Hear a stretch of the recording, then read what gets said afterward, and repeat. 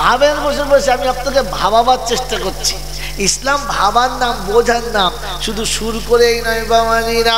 বিশ্ব নবী জনাবে মুহাম্মদুর রাসূলুল্লাহ সাল্লাল্লাহু তাআলা আলাইহি ওয়াসাল্লাম মদিনার জমিনে বসে বসে উম্মতের জন্য দোয়া করে গেলেন, আয় আল্লাহ, আমার উম্মত যেন জাহান্নামে না যায়। আমি রাসূল আপনার কাছে দোয়া করছি, আমি রাসূল আপনার কাছে হাত তুলেছি, আমি মদিনার জমিনে বসে উম্মতের জন্য কাঁদি। আল্লাহ, আমার সিজদাটা আপনি কবুল করে নেবেন, আমার চোখের পানিটা কবুল করে নেবেন। সুবহানাল্লাহ। ফেরেশতা বলছে, কোথায় দিলি? বর্ষণ যে হলো কোথায়? পাথরের উপরে। কোথায় হলো বলো? ঘাস হবে, গাছ হবে, কেউ খেতে পাবে, বেকার চলে। আগে আপনি মানুষ হন, পরে জলসার কথাতে যাবেন। কোরআন আপনার নসিবে তখন আসবে। আপনাকে দেখাচ্ছি, বাবাজিরা সোনালালেরা, ছাগলের পেটে বাচ্চা এসছে, মেডিসিন নাই, খাবারের ব্যবস্থা ওই সেই একই খাবার চলছে। হ্যাঁ না বলেন? প্রসবের যন্ত্রণায় আপনার আমার বাড়ির বৌমা প্রসব হবে, আগে ডাক্তারখানায় খবর, নার্সিংহোমে খবর, বউ কষ্ট পাবে, সিজার করে দাও। যদি ছাগলের সিজার করতে হতো, মানুষ আর চান্স পেত না। বলেন, অত ছাগলের সিজার করলে আর মানুষ শোয়ার জায়গা পেত? তাহলে কি ঝামেলায় পড়ে। আল্লাহ কি ব্যবস্থা করেছে রে আল্লাহ। কোন আয়াতটা বোঝাবে? ইন্নামাদ দুনিয়া খুলিকাত লাকুম ওয়া ইন্নাকুম খুলিকতুম লিল আখিরাহ। আল্লাহ পাক শুনিয়ে দিচ্ছে, ও বান্দা শুনে রেখে দাও, গোটা দুনিয়া তোমার জন্য বানিয়েছি, তোমাকে আমার জন্য বানিয়েছি। তুমি শুনে রেখে দাও, গরুর চোখ যদি অপারেশন করতে হতো, গরুর যদি সুগার মাপতে হতো, ছাগলের যদি সুগার মাপতে হতো, ছাগলের যদি থাইরয়েড চোখের ডাক্তার দেখাতে হতো, মানুষ তুমি 12 বছর পরে চান্স পেতে। গরু লাইন দিলে তুমি লাইনে দাঁড়াতে পারতে না। গরু লাইন তোকে পাত্তা দিত কি? ছাগলে যদি সুগার মাপতে হতো, যে যারা সুগার মাপতো ওরাই মরে যেত। কত মাপব? আল্লাহ পাক শুনেছে, শুনে রেখে দে, পৃথিবীর সবার ব্যবস্থা করেছি, তোকে আলাদা করে করেছি। তোর চোখের জ্যোতি কমে যাবে, আমি আল্লাহ জ্যোতি বাড়াবো। তোর কানের জ্যোতি, কানের শ্রবণ শক্তি কমে যাবে, আমি কানের শ্রবণ শক্তি বাড়াবো। তোর লিভারে কমজোর হবে, আমি লিভার কমজোর সতেজ করে দেবো। তোর পেটে পাথর হবে, আমি আল্লাহ পাথর কাটার ব্যবস্থা করে দেবো। আমরা একটু খারাপ পানি টানি খাচ্ছি, তাই পেটে খালি পাথর হচ্ছে, হয় না? হয় না? হয় না? এখন তো মানে 100টা লোকের মধ্যে 90টার পাথর, খালি পেটিয়ে বসে আছে। কি বলে? হয়ে গেছে আমার ভেতরে। তোর কি হয়েছে?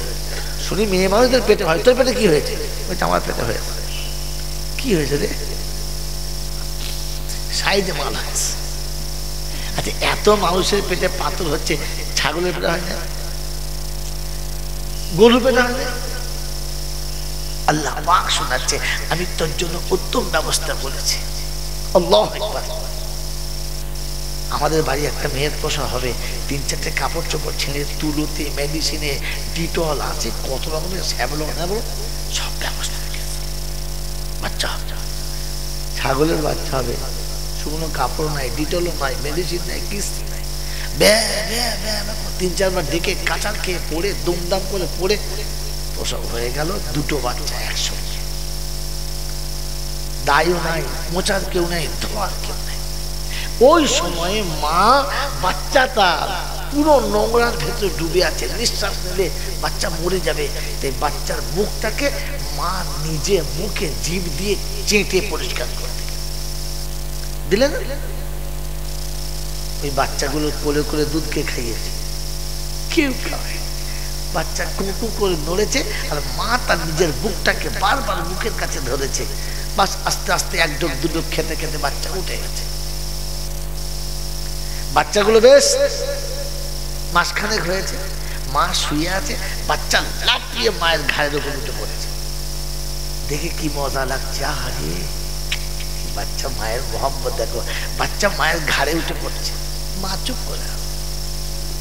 তারপরে বাচ্চা আস্তে আস্তে বড় হলো, বছর 2-2.5 হয়ে গেল, খাসি দুটো সুন্দর খাসি হয়েছে, 6 কেজি 8 কেজি করে ওজন দুটো খাসি। মায়ের সঙ্গে চলে ঘরে, কখনো মায়ের গাড়ির উপরে পা তুলে দিয়ে শোয়, কখনো মায়ের বুকের উপরে মুখ তুলে দিয়ে শোয়, 3টে একসঙ্গে শোয়, দেখে কি মজা লাগে। এখন একদিন মানুষ, হযরত মানুষের মেয়ের বিয়ে হবে বিয়ে আর কি, নব সম্বন্ধ আসবে, জামাই আসবে, জামাইয়ের বাপ আসবে, জামাইয়ের বোনাই আসবে, আরো 3-4টে হারামখোর সাথে করে নিয়ে আসবে। বলেছে এবার শেষ দেখা দেখতে যাচ্ছি, হারাম খাওয়া খেতে যাচ্ছি, জম্মের মতো গিলবো। আজকে যদি গিলে পছন্দ হয় তাহলে মেয়ে নেবো, তা নাহলে নেবো না।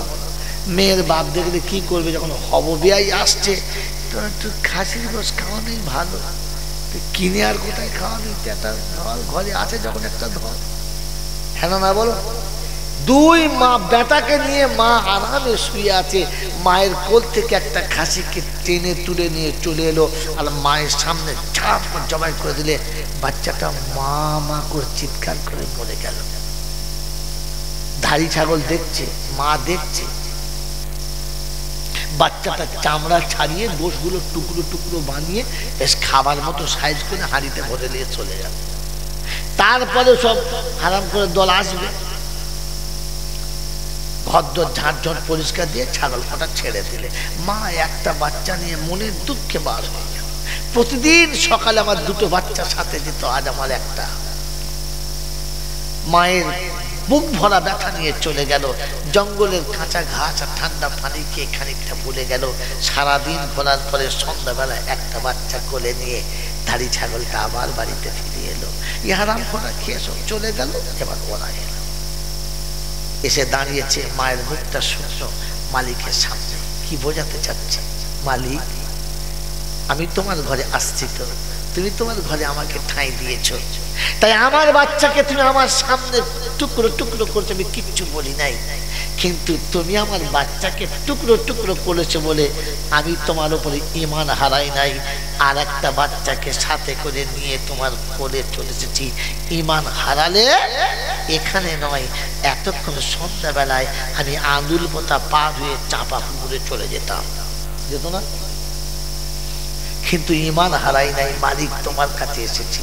ও বাচ্চা হারানোর পরে মালিকের কাছে ফিরে এসেছে, এসেছে না?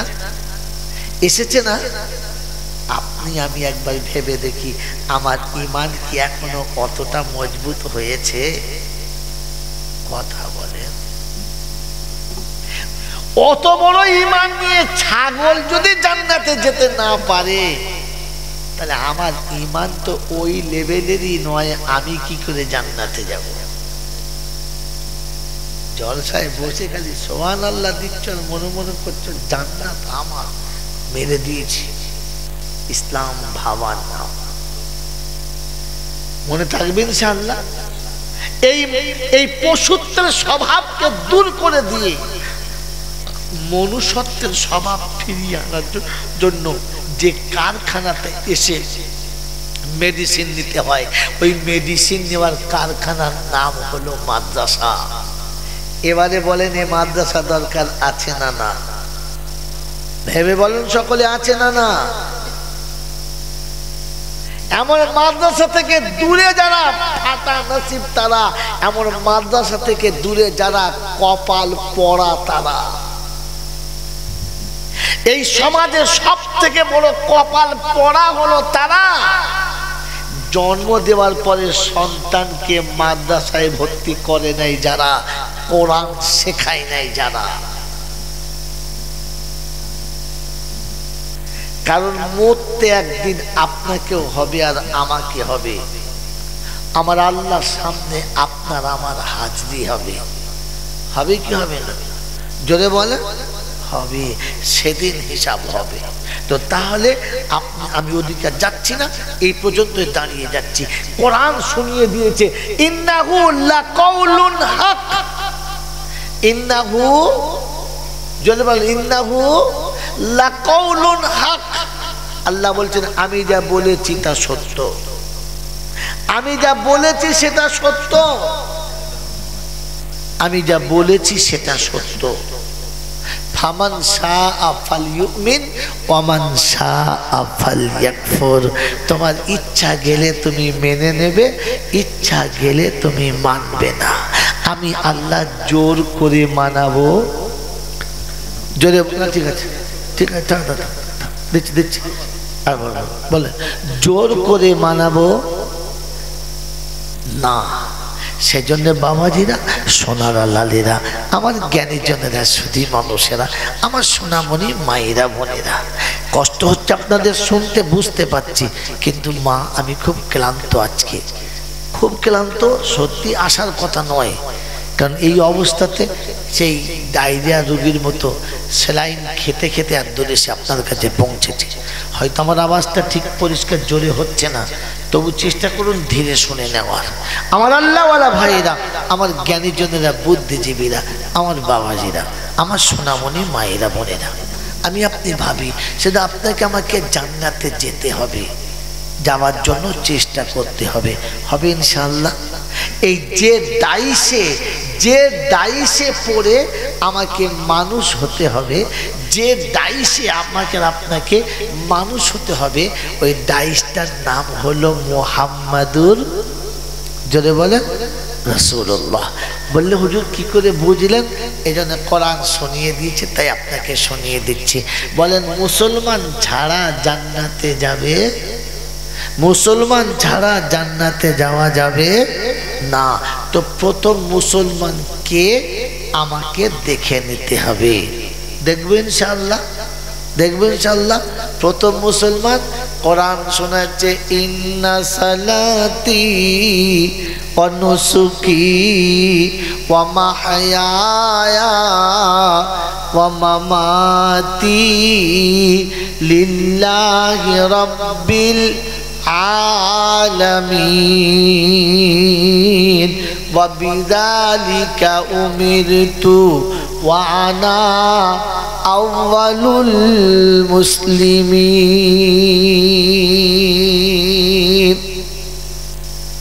বাপজিরা, সোনারা, লালেরা, জ্ঞানীজনেরা, শুধু মানুষেরা, আমার সোনামণি মায়েরা, বোনেরা, কোরআন শুনিয়ে দিয়েছে। প্রথম মুসলমানের নমুনাটা শুনে নাও। আল্লাহ পাক শোনাচ্ছে, কুল ইন্নানি হাদানি রব্বি ইলা সিরাতিম মুস্তাকিম দীনান কিয়ামাম মিল্লাতা ইব্রাহিম হানিফা ওয়া মা আনা মিনাল মুশরিকিন। ও বিশ্ববাসী শুনে নাও, আমি আমার নবীকে দিয়েছি, আর নবী দিয়ে তোমাদের শুনিয়ে দিয়েছি। নবী বলো, আমি প্রথম মুসলমান। প্রথম মুসলমানকে নবী, প্রথম মুসলমানকে জোরে বলেন নবী। বলে হুজুর আমাদের কাজ কি?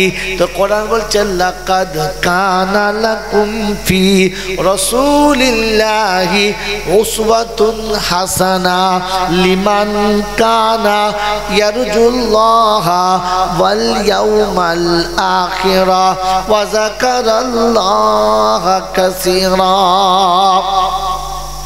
যদি মুসলমান হতে চাও, আল্লাহকে রাজি করতে চাও, আল্লাহর প্যারা হতে চাও, তো আমি আল্লাহ শুনছি, লাকাদ কানা লাকুম ফি রাসূলিল্লাহি উসওয়াতুন হাসানা। আমার নবীর গোটা জীবনীটা তোমার জীবনের সঙ্গে মিলিয়ে নাও, নবীর দায়িত্বে তোমাকে একবার ফরমাতে মিলিয়ে নাও। এটা হলো মুসলমানের নমুনা। অধপা বেরিয়া যুবকেরা, আমার আল্লাহওয়ালা ভাইরা, আমার সোনামণি মায়েরা, বোনেরা, আমি আপনি মুসলমান হব ইনশাআল্লাহ। জোরে বলেন। আমরা মুসলমান, প্রথমে হাত তুলেছিলাম সকলে, সবাই আমরা মুসলমান, হ্যাঁ না বলেন? এই মুসলমান হওয়ার জন্য কটা জিনিস প্রথমে মৌলিক লাগে? জানেন না। কোরআন শোনাচ্ছে মুসলমান হতে গেলে অমুসলমানের ছেলেরা 7টা জিনিসকে প্রথমে এক কথায় মেনে নিতে হবে। কটা? জোরে বলেন। আমানতু বিল্লাহি ওয়া মালাইকাতিহি ওয়া কুতুবিহি ওয়া রুসুলিহি ওয়াল ইয়াউমিল আখিরি ওয়াল কদরি খাইরিহি ওয়া শাররিহি মিনাল্লাহি তাআলা ওয়াল বাসি বাদাল মউত। এক কথায় আল্লাহকে বিশ্বাস করে নিতে হবে, আখিরাতকে বিশ্বাস করতে হবে, হ্যাঁ না বলে? ভাগ্য বিশ্বাস করতে হবে, হ্যাঁ না বলো? জোরে বলো। ফেরেশতা বিশ্বাস, নবী বিশ্বাস, সব কিছু বিশ্বাস করতে হবে। তাকদীরকে বিশ্বাস করতে হবে। ভালো মন্দের মালিককে, জোরে বলো, আল্লাহ, এটা বিশ্বাস রাখতে হবে। তাহলে কটা জিনিস বিশ্বাস করতে হবে? 7টা। প্রথম হলো আল্লাহকে বিশ্বাস করে নাও, আর কাউকে বিশ্বাস করতে, জোরে বলেন, হবে না। আমরা বিশ্বাস সবাই আল্লাহকে কে কে করি? হাত তোলেন যারা আল্লাহকে বিশ্বাস করি। কপাল আমার। আরে ভাই, বুঝে হাত তুললে, না বুঝে হাত তুলিস না। আল্লাহকে যারা বিশ্বাস করো তারা হাত তোলো আমার সাথে। যারা আল্লাহকে বিশ্বাস করো, বুঝতে পারি, আল্লাহকে বিশ্বাস করো। আল্লাহকে বিশ্বাস করে যারা লটারির টিকিট কাটে তারা। কে কে লটারির টিকিট কাটো? হাত তোলো। কেউ কাটে?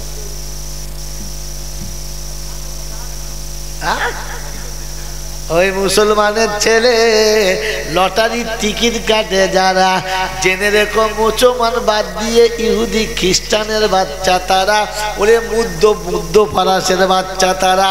মুসলমানরা লটারি বিশ্বাস করে। জোরে বলো। কোরআন শুনেছি, ইন্নামা হাররামা আলাইকুমুল মাইতাতা ওয়াদ-দামা ওয়া লাহমাল খিনজির ওয়া মা উহিল্লা বিহি লিগাইরিল্লাহ। है ना? हुर्रिमत अलैकुमुल माइताता वद्दामा व लहमल खिंजीर व मा उहिल्ला बिही लिगायरिल्लाह इन्नमा हर्रमा अलैकुम। আল্লাহ পাক তোমাদের জন্য এগুলো হারাম করে দিয়েছে। কি? জোরে বলো। হায় হায় হায় হায়। ইন্নামা হারামা আলাইকুমুল মাইতাতা ওয়াল মুনখানিল্লাহ। না না না না, ওটা নয়। একটা হচ্ছে হুররিমাত আলাইকুমুল মাইতাতা ওয়াদ-দামা ওয়া লাহমাল খিনজির ওয়া মা উহিল্লা বিহি লিগাইরিল্লাহ। দ্বিতীয় আছে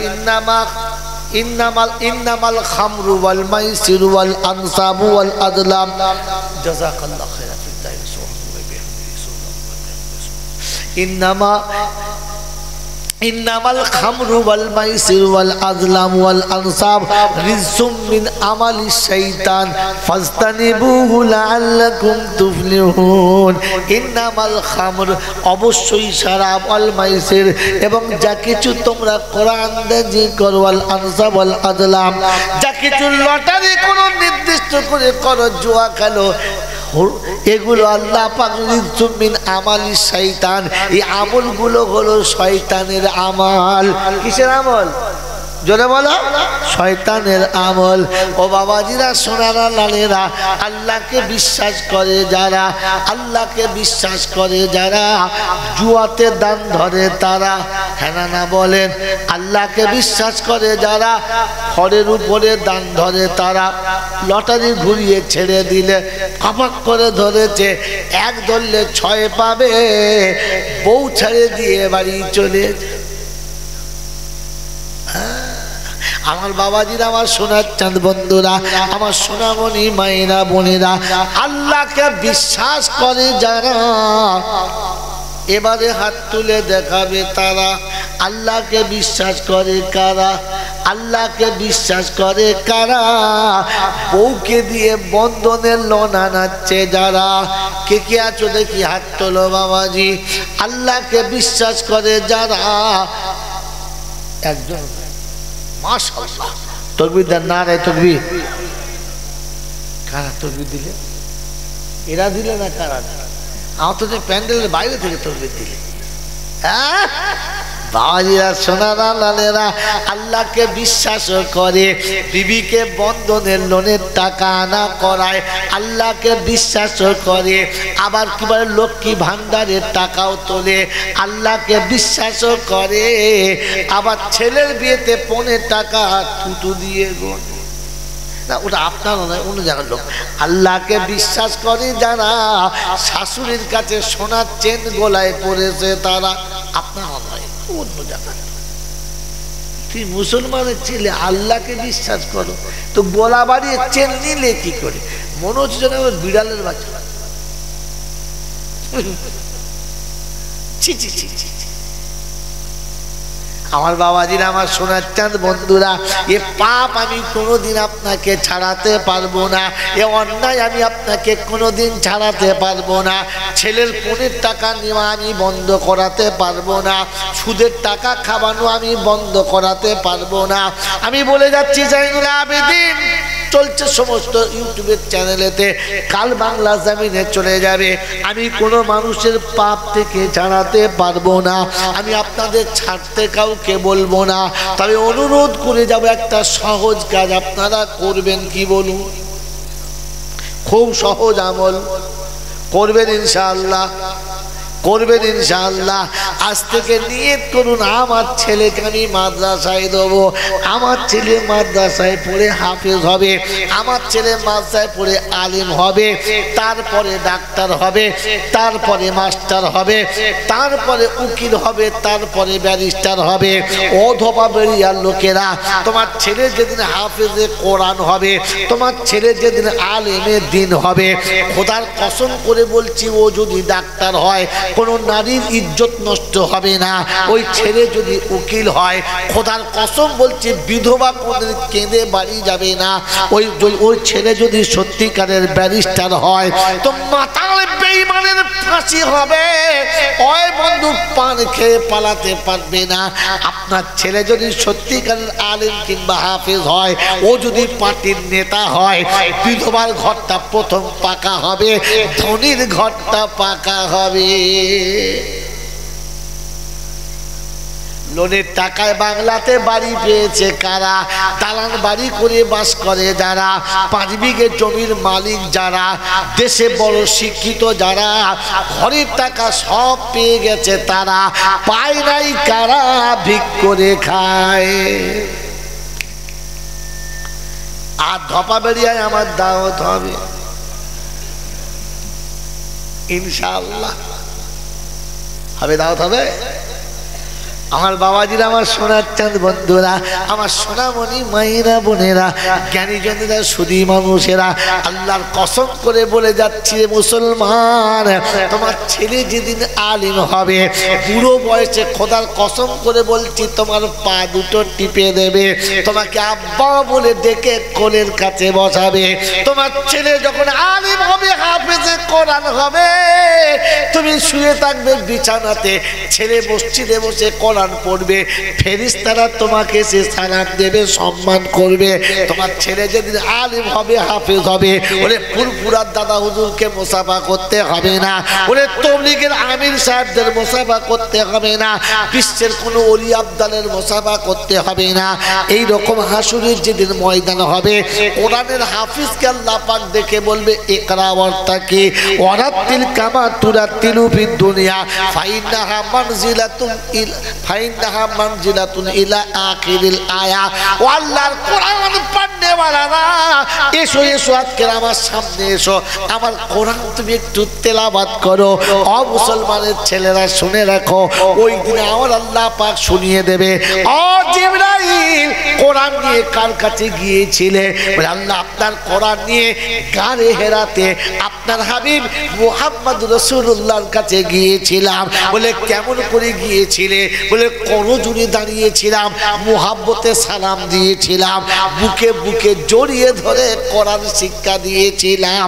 রব্বে দুলজাবার জিবরাইল ওই কোরআন যারা বুকে করে নিয়ে আমার রাসূলের কারখানায় গিয়েছিল, ওই কোরআন যারা বুকে জড়িয়ে নিয়ে আমার ঘর মসজিদের ভিতরে গিয়ে তেলাওয়াত করেছিল।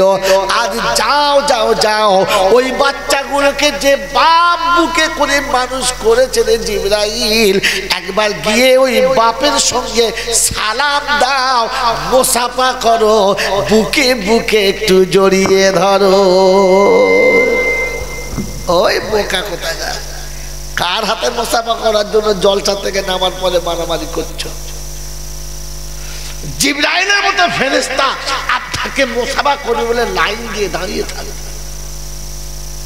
আপনি জানেন কিনা জানি না, আপনার জানা আছে কিনা জানি না, আপনার হুজুর আপনাদের বলেছে কিনা জানি না, আমি গুনহগার বলে দিয়ে চলে যাচ্ছি।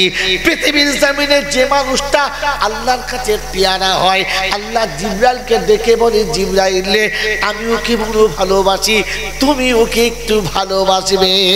জিবরাইল শুনে সঙ্গে সঙ্গে আসমানের ফেরেশতাদের খবর দিয়ে দেয়, ও আসমানের ফেরেশতারা একটা খবর শোনো। বললে কি? এই বান্দাটাকে আমার আল্লাহ বড় ভালোবাসে, আমি জিবরাইল বড় ভালোবাসি, তোমরাও একটু ওকে ভালোবাসো। আসমানের ফেরেশতারা জমিনের ফেরেশতাতে নেমে যায়, সব ফেরেশতাদের ডেকে বলে, শোনো একটা খবর শোনো, একটা খুশির সংবাদ শোনো। বললে কি? বলে জমিনে এই বান্দাটাকে আমার আল্লাহ বড় ভালোবাসে, জিবরাইল ভালোবাসে, আসমানে আমরা সবাই ভালোবাসি, একটু তোমরা ওকে ভালোবাসো। সুবহানাল্লাহ। কালকের বলবে, কালকের বললাম না সুবহানাল্লাহ। জামিনে যত ফেরেশতা আছে, ওই ফেরেশতাগুলো প্রত্যেক মানুষের কাছে যে কেরামান কাতিবিন আছে, ওদেরকে বলি, শোনো শোনো, আল্লাহ ভালোবাসে, জিবরাইল বাসে, ফেরেশতারা বাসে, আমরা বাসি, তোমরাও ভালোবাসো। ওই ফেরেশতারা প্রতিটি মানুষের কাছে কাছে খবর দেয়, আল্লাহ বড় ভালোবাসে, জিবরাইল ভালোবাসে, আসমানের ফেরেশতা ভালোবাসে, জমিনের ফেরেশতা ভালোবাসে, আমরা ভালোবাসি, তোমরা সবাই ভালোবাসো। তবে ওই মানুষটাকে যারা চেনে না, ওই মানুষটাকে যারা জানে না, ওই মানুষটার সম্পর্কে যাদের ধারণা নেই, কোথায় সে জন্ম হয়েছে, তার বাপের পরিচয় কি, তার মায়ের পরিচয় কি, লোকটা দেখতে কেমন, তাদের জাত কেমন, ওটা দেখে না। ওই মানুষটাকে দেখলে সবাই শ্রদ্ধার সঙ্গে ভালোবাসে, আদর করে, যত্ন করে, নিজে না খেয়ে তাকে খাওয়াতে চায়। ও খাওয়ায় না, ও খাওয়ায় না, যে নিজের বাপকে কোনোদিন খাওয়ায় না, যে নিজের বাপের পাটা টিপে দেয় না, যে নিজের বাপের কাছে সে মাথা নত করে না, ও দেখবে ছোট ছেলের মতো মাথা নত করে বসে। বাপের যেটা খাওয়ায় না সেটা ওদেরকে খাওয়ায়, যেটা বাপের সঙ্গে করে সে ওদের সঙ্গে করে।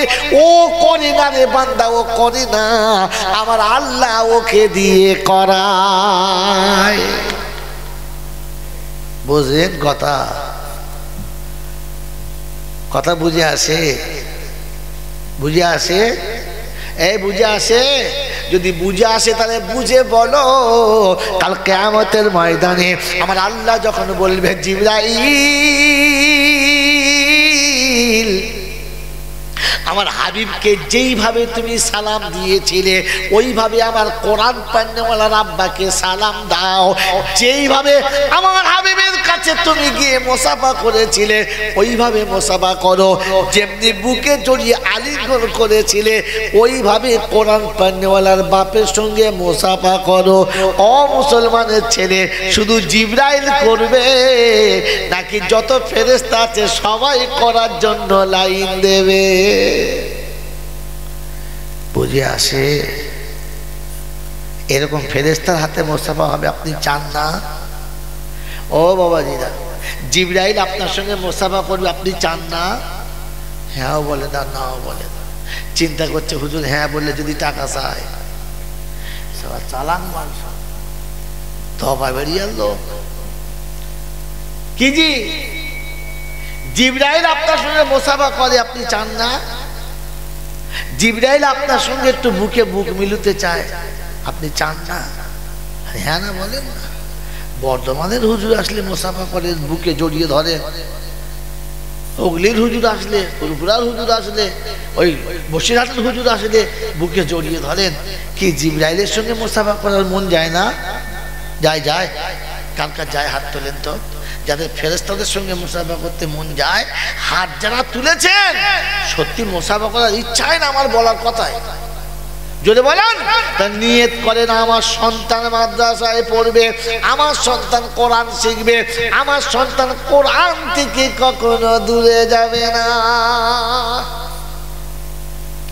বাবাজিরা, সোনারা, লালেরা, আমার আল্লাহওয়ালা ভাইরা, আল্লাহ পাক আপনাকে আমাকে সত্য বোঝার তৌফিক দান করুন, বলুন আমিন। হাসরের ময়দান হবে, কিয়ামত হবে, শুনেছেন না শুনেন নাই? জোরে বলেন। বলেন আল্লাহ পাক কাদের সঙ্গে দেখা করবেন না?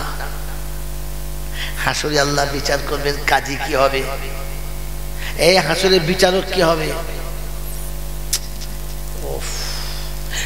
হ্যাঁ বলে না, না বলে না, কি জলসা করি রে, এ তো কবরস্থানের মতো চোখ বন্ধ করে জলসা করতে হবে। কি বলেন, কিয়ামতের ময়দানে বিচার হবে কি হবে না? বিচারক কি হবে? আল্লাহ। তো বিচারককে দেখা যাবে না, না দেখে হবে? যদি বলেন দেখা হবে, দেখা হবে। কিয়ামতে আল্লাহ পাক বিচার করবেন কি করবেন না? জোরে বলেন। শুধু আমাদের মৌলভী সাহেবদের করবে, আপনাদের করবে না? জোরে বলেন। সবার করবে, করবেন না? বোকা কথা, আপনি আলেম না, মাদ্রাসায় পড়েন নাই, মৌলভী সাহেবদের সঙ্গে থাকেনও নাই, কিচ্ছু জানেন না। আর যাদের সাথে ঘুরেছেন ও সালারা মৌলভী না, আপনাকে বলেই নাই সত্য। ওই বাবাজি, একটা কথা শোনেন, একটা কথা বলবো, সত্য কথা বলবো। হ্যাঁ না বলবো? সত্য বলবো। আপনারা ওলি দেখেছেন না দেখেন নাই? দেখেন নাই, খালি শুনেছেন। ওলি হওয়ার জন্য শর্ত কি জানেন না, খালি ওলিদের জীবনী শুনে এত সুবহানাল্লাহ বলেন। এই ওলি হওয়ার জন্য আলেম হওয়া শর্ত, আলেম বলে বলে ফেলেছে। আলেম ছাড়া ওলি হতে, যদি বলে, আর আলেম ছাড়া ওলি হলে ভণ্ড হবে। কি হবে? বড় পীর আব্দুল কাদের জিলানী আলেম ছিলেন, নিজামুদ্দিন চিশতি আলেম ছিলেন, নিজামুদ্দিন আউলিয়া আলেম ছিলেন, মঈনুদ্দিন চিশতি আলেম ছিলেন, ফুরফুরার দাদা হুজুর পীর কেবলা রহমতুল্লাহ আলাইহ কি ছিলেন? জোরে বলে, আলেম ছিলেন। কি ছিলেন? আলেম ছাড়া ওলি হওয়া সম্ভব না। পাবলিক বড় আবেদ হতে পারে, বড় আবেদ হতে পারে। ওলি হতে প্রাইমারি স্কুলের মাস্টার যদি ওলি হয়, তাহলে জানবেন ভণ্ডই হবে। কি হয় বলো? নমুনা কি? নমুনা কি? শুনে রেখে দেন। পঞ্চায়েতের প্রধান নিরক্ষর হতে পারে, পারে না? হ্যাঁ, কত রয়েছে পশ্চিমবাংলায়? পঞ্চায়েতের প্রধান নিরক্ষর হতে পারে। কি দেখেননি আপনারা? পঞ্চায়েতের প্রধান সই করে, বলছে দাঁড়াও, কি শুইবে? বলছে দেখ কি দিয়েছি, দেখ খালি। সই কই তোর? বলছে ওই তো মক্কা। সই মানে? আর তা নাহলে এটার নাম সই, তার মানে কি? কি পাস? কি পাস? নাঙল পাস। কি পাস বলো? নাঙল পাস। এই নাঙলের, এখন আর নাঙল নাই তো বুঝতে পারবে না। এই হালকে কি বলে? হাল নাঙল বলে। নাঙল ধরলে কিরকম ধরে? দেখাও দেখাও। এই যে, তার মানে নাঙল পাস। আমার সঙ্গে জামাত একটা লোক ছিল, বয়ান করেছে, তাকে জিজ্ঞেস আপনি কি পাস? ওটাই পাঁচন পাস। সে চিন্তা করছে, সালা M A pass, BA pass, MCom pass, BEd pass, পাঁচন পাস তো শুনি নাই। আমাকে বলছে আমি স্যার পাঁচন পাস মানে শয়তান করে দেখা, পাঁচন পাস জানি না কি? আমি রাখাল।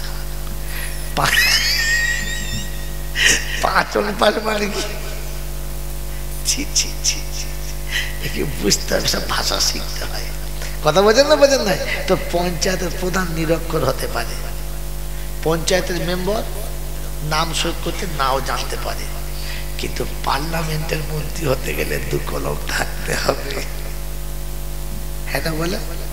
পার্লামেন্টের কোনো সদস্য হতে গেলে তাকে 2 কলম, জোরে বলে, জোরে বলে, থাকতে হবে। তেমনি আবেদ সবাই হতে পারবে, ওলি হতে গেলে তাকে আলিম হতে হবে। কিছু জানে না বলছে, মারাত্মক ওলি গো। কোরআন শরীফ বলে মোটামুটি পড়তে পারে, মোটামুটি কোরআন শরীফ পড়তে পারে, ওলি হয়ে গেছে। এরকম ভুল করবেন না, এরকম ভুল করবেন না। এবারে বলেন কিসের লেগে এতগুলো কথা বললাম? যা ইন্না লিল্লাহ, যে আসলটাই তো ভুলে গেল। কি আসলটাই ভুলে গেলাম? মনে আছে? মনে আছে? বলো। হ্যাঁ, যেখানে এই ওলিদের গল্প শোনাতে গেলাম, বাবাজিরা শোনায় না যে আপনি আলেমের সঙ্গে মেশেন নাই, তাই জানেন না যে কিয়ামতে সবার বিচারক আল্লাহ হবেন, সবার না। কি বলছিলাম না? আপনি জানেন না।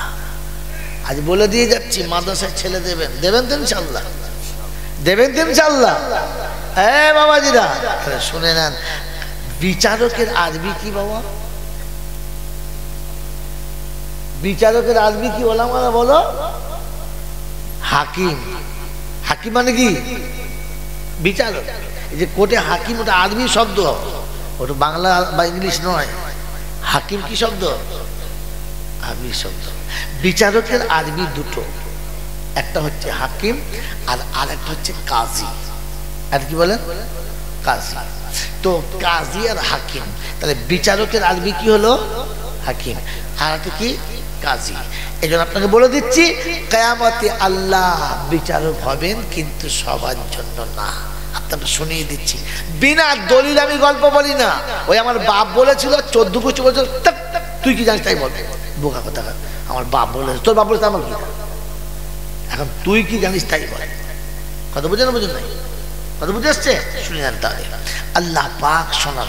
এবার আমার সঙ্গে আপনারা বলেন, আলহামদুলিল্লাহি রাব্বিল আলামিন আর রাহমানির রাহিম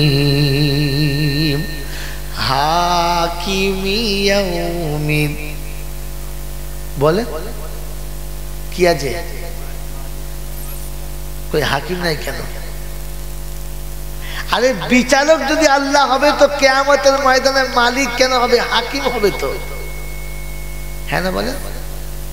জোরে বলে। আল্লাহ পাক শোনাচ্ছে, আমি আল্লাহ কিয়ামতের ময়দানে আজিজুল হাকিম আছি, অন্য জায়গাতে, এখানে নাই। আল্লাহ পাক শোনাচ্ছে, মানুষের জন্য না। কার জন্য না? মানুষ কারা? এই আড়তে ঢুকে মানুষ হয়েছে যারা। সকালে ঘুম থেকে উঠে আমার সামনে দাঁড়িয়েছেন, বলেছেন আল্লাহু আকবার, আলহামদুলিল্লাহি রাব্বিল আলামিন আর রহমানির রহিম মালিক ইয়াউমিদ্দিন ইয়্যাকা না'বুদু ওয়া ইয়্যাকা নাস্তাঈন ইহদিনাস সিরাতাল মুস্তাকিম সিরাতাল লাযীনা আন'আমতা আলাইহিম গায়রিল মাগদুবি আলাইহিম ওয়ালাদ-দাল্লিন। জোহরে বলেছে আলহামদুলিল্লাহি রাব্বিল আলামিন আর রহমানির রহিম মালিক ইয়াউমিদ্দিন। আসরে বলেছে আলহামদুলিল্লাহি রাব্বিল আলামিন আর রহমানির রহিম মালিক ইয়াউমিদ্দিন ইয়্যাকা না'বুদু ওয়া ইয়্যাকা নাস্তাঈন। মাগরিবে বলেছে আলহামদুলিল্লাহি রাব্বিল আলামিন আর রহমানির রহিম মালিক ইয়াউমিদ্দিন। এসাতে বলেছে আলহামদুলিল্লাহি রাব্বিল আলামিন আর রহমানির রহিম মালিক ইয়াউমিদ্দিন ইয়্যাকা না'বুদু ওয়া ইয়্যাকা নাস্তাঈন। তাহাজ্জুদের নামাজে গিয়ে বলি আলহামদুলিল্লাহি রাব্বিল আলামিন আর রহমানির রহিম মালিকি ইয়াউমিদ্দিন।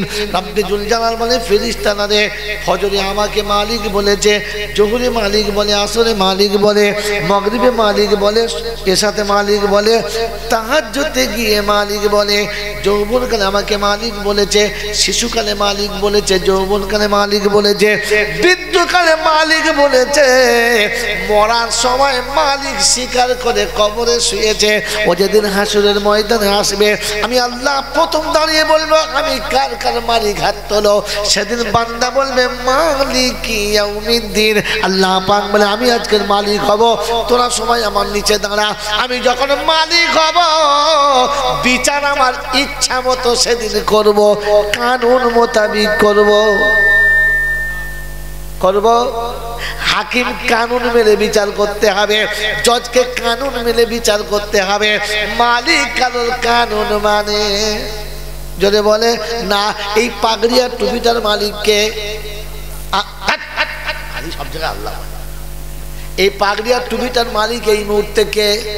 আমি একে 500 টাকায় বিক্রি করতে পারি, 5 টাকাতেও দিতে পারি, 50 পয়সায় দিতে পারি, বিনা পয়সাতে। কারণ এর মালিককে আমি যেমন খুশি করতে পারি। রব্বে জুল জালাল বলে কিয়ামতের ময়দানে সব মানুষ যখন সামনে দাঁড়াবে আমি আল্লাহ সেদিন বলবো আমাকে যারা 24 ঘন্টা মালিক বলে স্বীকার করেছে, শিশুকালে মালিক বলে স্বীকার করেছে, যৌবনে মালিক বলে স্বীকার করেছে, বার্ধক্যে মালিক বলে স্বীকার করেছে, মৃত্যুর সময় মালিক বলে স্বীকার করেছে, আমি আল্লাহ কাল কিয়ামতের ময়দানে এই মালিক বলে মেনে নেওয়ার কারণে বিনা হিসাবে জান্নাতে দিয়ে দেব। মালিক বলে স্বীকার করেছে আমি মালিক, আল্লাহ আমাকে মালিক বলে হিসাব করে নাই জানা, আমি আল্লাহ পাক শুনিয়ে দিয়েছি। আমি আল্লাহ ইন্নাল্লাহা শাদীদুল ইকাব। এবার আমি আল্লাহ কাজী হব আর দ্রুত করে হিসাব নেব। হুজুর কোথায় আছে বলো, কোথায় আছে বলো? তো কোরআন হচ্ছে ইন্না ইলাইনা, আচ্ছা ইন্না ইলাইনা ইয়াবাহুম সুম্মা ইন্না আলাইনা হিসাবাহুম। নবী তোমার কথা যারা শুনলো না, আমার গোলামি যারা করলো না, আমাকে মালিক বলে যারা মানলো না, নবী তুমি ছেড়ে দাও, বিচার আমি নেব কেমন করে একবার দেখে নাও। আল্লাহ নবী সাল্লাল্লাহু আলাইহি ওয়াসাল্লাম বলেন আয়েশা রে আমার আল্লাহ যদি হিসাব নেব বলে আমি নবী আমার বড় ভয় করে। কথা মনে পড়বে ইনশাআল্লাহ, পড়বে ইনশাআল্লাহ। ওই মালিক বলে মেনেছে কারা? এই ঘরের মধ্যে 24 ঘন্টা পড়ে আছে যারা, খেতে পেলেও জামাতে শরীক আছে, না পেলেও জোরে বলো ডাল পানি দিয়েও যা, গোশ ভাত খেলেও তা, বিরিয়ানি খেলেও যা, খাসির বিরিয়ানি খেলেও যা, আর শুধু পান্তা খেয়ে সকালবেলা চালিয়েছে যারা তাতেও তা। বলেছে রব্বুল আলামিন আল্লাহ তুমি বিরিয়ানি খাওয়াতে পারো, তুমি আমাদের পোলাও খাওয়াতে পারো, তুমি সাদা ভাত খাওয়াতে পারো, আল্লাহ তুমি ভিজে ভাতও খাওয়াতে পারো, কিন্তু আমি তোমার দরবারে পড়ে থাকবো, দরবার ছেড়ে যাব না। রব্বে জুল জালাল বলে আমি যাদের 2 বছর 4 বছর 6 বছর করে পরীক্ষা নিয়েছি, আমার বান্দা যখন পরীক্ষায় পাস করে গেছে আমি আল্লাহ শুনিয়ে দিয়েছি দুনিয়া মুসিবতে ছুটে বেড়াবে, আমার বান্দা কোনোদিন ছুটে বেড়াবে না। ওর খাওয়াবার দায়িত্ব আমার হাতে, ওর সাজাবার দায়িত্ব আমার হাতে, ওকে সুন্দর করে বাঁচাবার দায়িত্ব আমার হাতে। তাই তো খোদার ঘরে পড়ে আছে যারা, নবীর কারখানায় পড়ে আছে যারা, ওরা সাজে এত সুন্দর পৃথিবী হবে কি করে সাজে? যে ওরা খায় এত ভালো, পৃথিবী ভাবে কি করে খাবে। আল্লাহ পাক শোনাচ্ছে, ও বান্দা তোকে আমি খাওয়াবো, শুনে রেখে দে। পাড়ার ধনীরা বলছে আমার বাপের মিলাদে খাইতে খেয়েছে, তুই খাবার সাথে হারাম করো, খোদা তোকে টুটি ধরে কুত্তার মতো খাওয়ানো করিয়েছে। তোর হাতে মুরগি জবাই হবে, তোর বিবির হাতে রান্না হবে, মাথা মৌলবি খাবে, তোর ভাগ্যে শুধু ঠ্যাং দুটো জুটবে। খোদা বলে দিচ্ছে, আমাকে মালিক বলে স্বীকার করেছে, কোল যে ওকে খাওয়াবো, তোকে শুধু দেখা করাবো।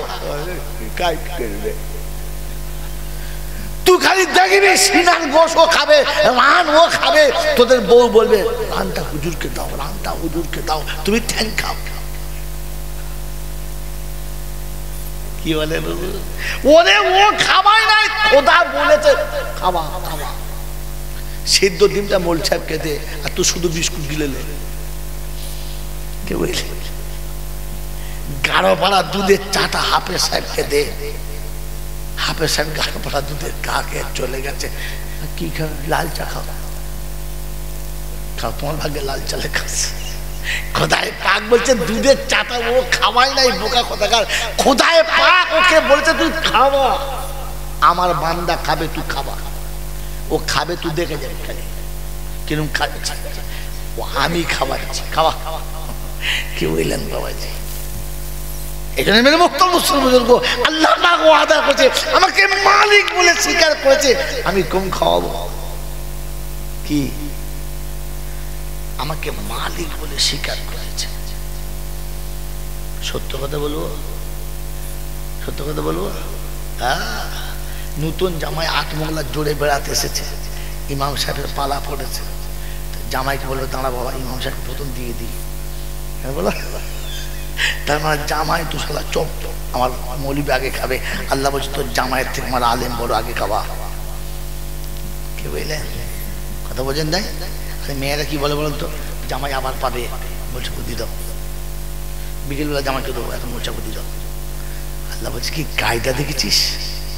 কি 4.5 বছর ধরে ছাগল ফেলেছে, মগজটা মোল সাহেব খাচ্ছে, বুঝে বুঝে দেখছে, একটু যদি রাখতে দেয় মোল সাহেব সব খেলে। আসার সময় আল্লাহ জুড়বে তোর ভাগ্যে, তবে তো ওই চেটে চুটে যা হবে তার বেশি পাবি না। আমার বাবাজিরা, আমার সোনাচ্ছেন বন্ধুরা, আমার সোনামণি মায়ের বোনেরা, বলে যাচ্ছি শুনে রেখে দেন, কেন আল্লাহকে মালিক বলে স্বীকার করেছে। কি বলে? জোরে বলো তো। ইনশাল্লাহ আজ থেকে মালিক বলে স্বীকার করবে, ইনশাল্লাহ করবে, ইনশাল্লাহ। বাবাজির আমার আল্লাহ ভাইরা, এ বিদ্যে, এ জ্ঞান, এ দক্ষতা, এ যোগ্যতা এই কারখানার ভিতরে পাওয়া যায়, তোমার ইউনিভার্সিটিতে পাওয়া যায় না। ওই একটু আগে মোজাফর সাহেব বলছিল না, দেখেন নাই? আপনি কলেজে গেলে, বড় বড় ইউনিভার্সিটিতে গেলে কিছুই পাবেন না। আপনি বসেন, দুটো কথা বলবে, ঠিক আছে, কিন্তু রসুলের কারখানায় আসুন, আপনার বসার জায়গা, আপনার ওজুর পানি, আপনার পেশাবখানায় পানি, আপনাকে হাত ধরে নিয়ে কাছে বসাবে, আপনাকে আদর করে যত্ন করবে। রব্বে জুল জালাল বলে মানুষ কাকে বলে দেখে যা, একে মানুষ বলে। গরুর পাশে গরু গেলে গরু কোনো খাতির করে না, অত বোঝে না, মুদবি মুতলে হাঁকবি গেলে কোনো ব্যবস্থা নাই। মানুষের কাছে মানুষ গেলে ব্যবস্থা করে। কথা বোঝেন না? বোঝেন নাই? হ্যাঁ বাবাজিরা, আপনার সম্মানার্থে মানুষ আগিয়ে দেয়, এটাকে মানুষ বলে। এই জন্য আপনাকে শোনাচ্ছিলাম, আমার আল্লাহ ভাইরা, জ্ঞানীজনরা শুনে নৌসা, ওলামাদের কাছে থাকে না শেখেন, ওলামাদের কাছে থাকে না শেখেন। আল্লাহ পাক কিয়ামতে হিসাব সবাইকে এইভাবে নেবেন না, সবাইকে হিসাব নেবেন তো আলাদা করে নেবেন।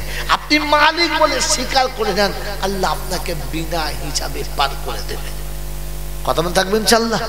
ওইখানে জিজ্ঞাসা করবে না যে আপনি কিয়াম করেছেন কি না, কিয়াম করলে তাহলে পাস করবো, না হলে করবো না। এই মুসলমানের ছেলে ওই কিয়াম নিয়ে মারামারি মারামারি মারামারি চলছে, আপনাদের এখানে নেই, বহু জায়গায় চলছে, ঝামেলার শেষ নেই। আমার বাবাজিরা কিছু বোঝে আর নাই বোঝে, তবু ওইটাই চাই। আমি তো মাঝে মাঝে খেয়াল করি কোথা থেকে পায়, যারা পড়ে তারাও বোঝে না, একটা নিয়ম চলছে চলছে চালিয়ে আসছে, কোনো হাল হতার নাই, কোনো অস্তিত্ব নাই।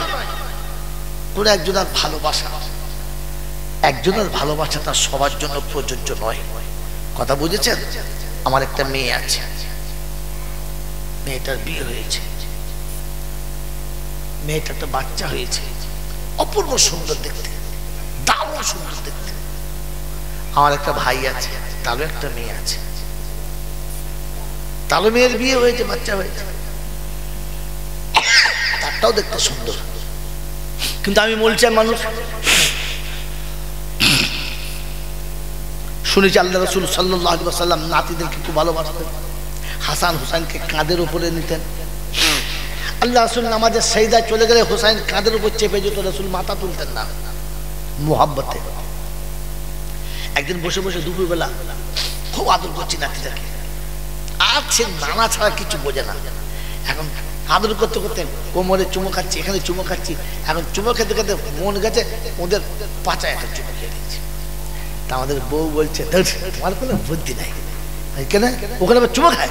আচ্ছা ছেলে চুমো খেতে কি হতো, খেতেই পারি আমি? পারি না পারি।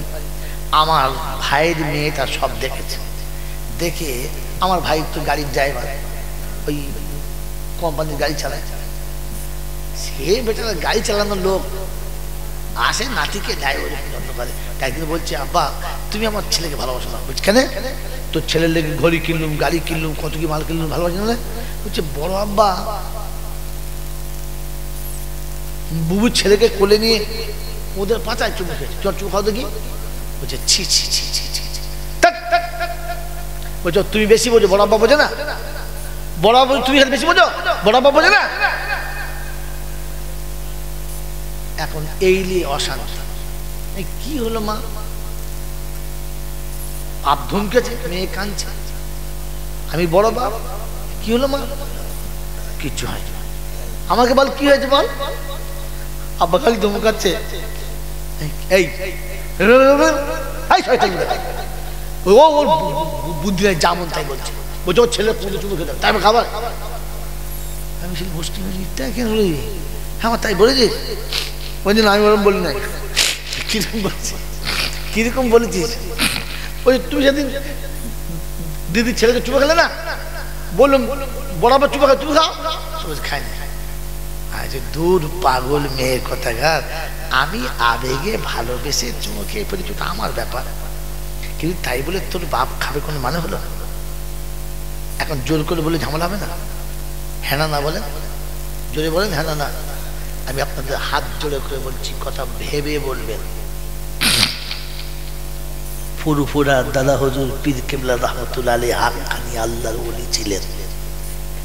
তিনি মারেফাতের সম্রাট ছিলেন, তার কাজ ছিল, তার এলকা হতো। তিনি বাংলার জমিনে বসে সুদূর মদিনায় আল্লাহর নবীর সঙ্গে সাক্ষাৎ করার ক্ষমতা রাখতেন। কথা বুঝেছেন না বোঝেন নাই? তিনি একবার কেন 1000 বার দাঁড়িয়ে ক্যাম্প করতে পারতেন। আপনি কাকে দেখেছেন? সারা চোখ বন্ধু কালে পাশে বউ থাকলে বুঝে দেখতে পাই না মারামারি করছো তুমি? চোখ বন্ধ করে বসে আছে, বউ উঠে কাছ থেকে পালিয়ে গেছে, মালার খবর নাই। কি দেখছিলেন? তার চোখ বন্ধ করলে এখান থেকে মদিনার মাটি দেখতে পেত। তুই তো চোখ বন্ধ করলে পাশে বউ উঠে গেলে দেখতে পাই নাই। ওই তার সাথে পাল্লা দিয়ে তুমি ক্যাম্প করতে গেছো? পাগলা কোথাকার। ভালোবাসার একটা মাপ কাঠি আছে, স্টেশন আছে। দেবন্দ্র সাইকুল হাদিস, আমি নাম বলছি না, অন্যরকম হয়ে যাবে। তাই শেখ শোনাচ্ছেন যে আল্লাহ পাক চাইলে তার নেক বান্দাদের জন্য জমিনকে ছোট করে দিতে পারেন। তার নমুনা বাল আপনার গল্প শুনেছেন।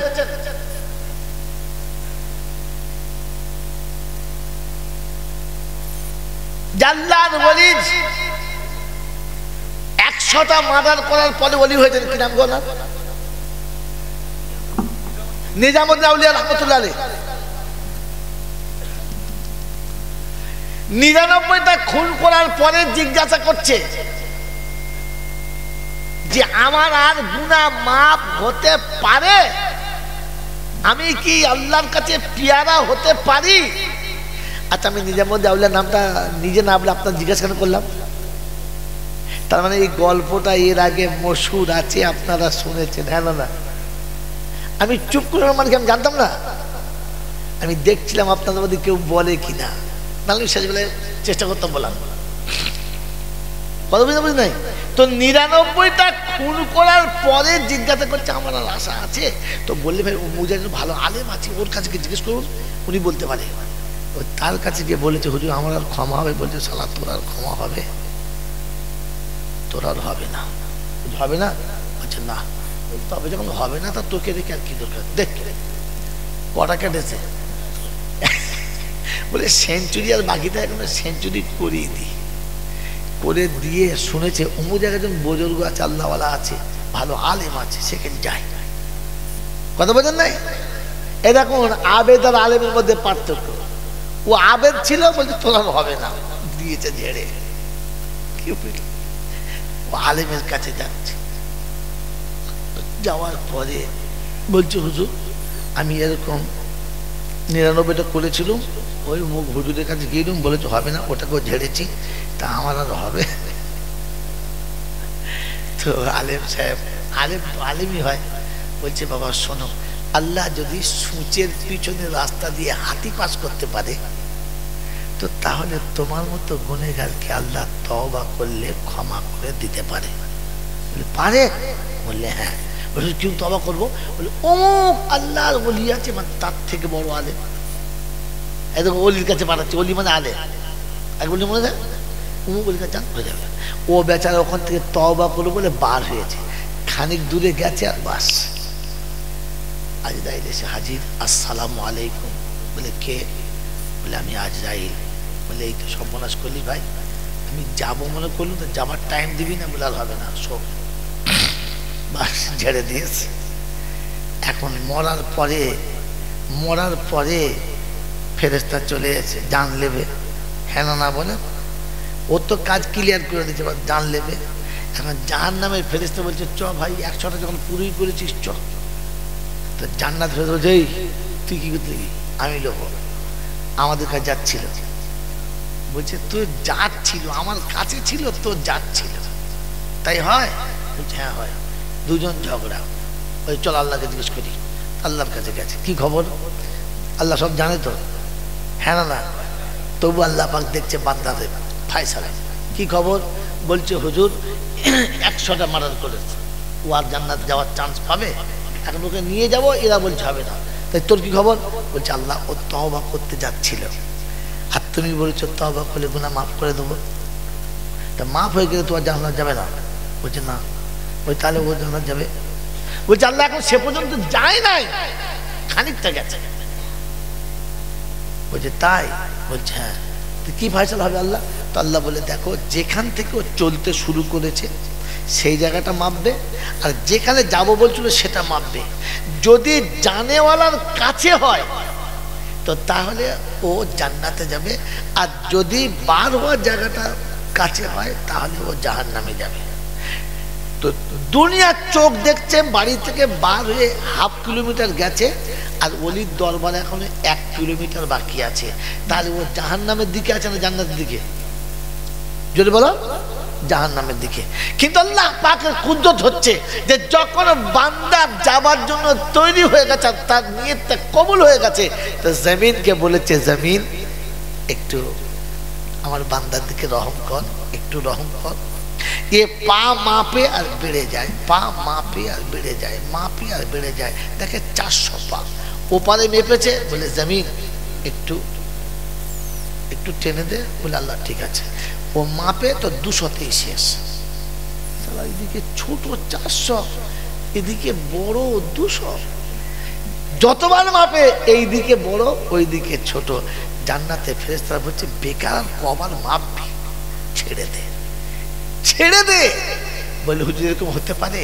হতে পারে, হতে পারে, হতে পারে। বিশ্বনবী জনাবে মুহাম্মদ রাসূলুল্লাহ সাল্লাল্লাহু তাআলা আলাইহি ওয়াসাল্লামকে আবু জেহেল ফন্দি করেছে, এমনিতে মারা গেল না, এমন ভাবে মারবো কোনো খবর পাবে না, শেষ করে দেবো। তাই কি করব?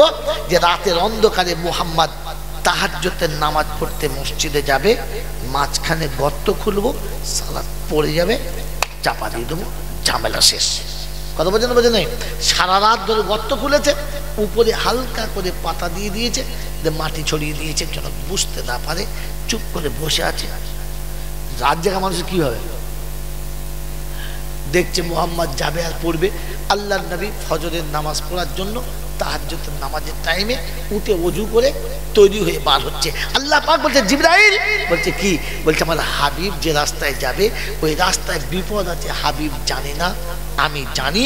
ও বেঈমান জানে না যে আমি খবর রাখি, আবু জেহেল জানে না। তবে একটা কাজ কর, আমার হাবিব যেন পড়ে না। বলছে আল্লাহ খালি আপনি অনুমতি দেন, ব্যবস্থা করে দিচ্ছি। ঠিক আছে। আল্লাহ নবী যখন কাছাকাছি এসে গেছে, জিবরাইল ডানাটা পেতে দিয়েছে। রাসূল জিবরাইলের ডানার উপর থেকে আরামে চলে মসজিদে চলে গেছে। আবু জেহেল বসে বসে দেখছে মুহাম্মদ এই রাস্তায় আসছে, আসছে যখন পড়বে, হ্যাঁ না, যখন দেখেছে এসে চলে গেছে, ভাবতে গেছে যখন তো নিশ্চয়ই পড়েছে, এবার যাই দেখি। ঘুমের ঘরে ঠিক দেখা পায় নাই, গিয়ে দেখে তেমনি মাটি তেমনি আছে, বলে সরিয়ে দেখি মনে হয় ভেতরে পড়ে গেছে। এমনি মাথা নড়িয়ে যেমনি দেখতে গেছে, ঘুমের ঘরে তলাম করে তলায় পড়ে গেছে। পড়ে গিয়ে দেখছে সারা ভেতরে কেউ নাই। চিন্তা করছি কি হলো, কিন্তু পড়ার কথা মুহাম্মদ আমি পড়ে গেছি, চুপ করে বসে আছে। ওটারও কল নাই, ওটারও কল নাই, চুপ করে বসে আছে। সকালবেলা আবু জেহেলের ভাইপো অথবা সাহেবা যা উঠে বলছে কোন সাদা মাটিটা তুললে বলতো, এরকম গর্ত কে করলে বলতো? বাড়ির সামনে গর্ত করলে গাল দেবে না? গাল দিচ্ছে।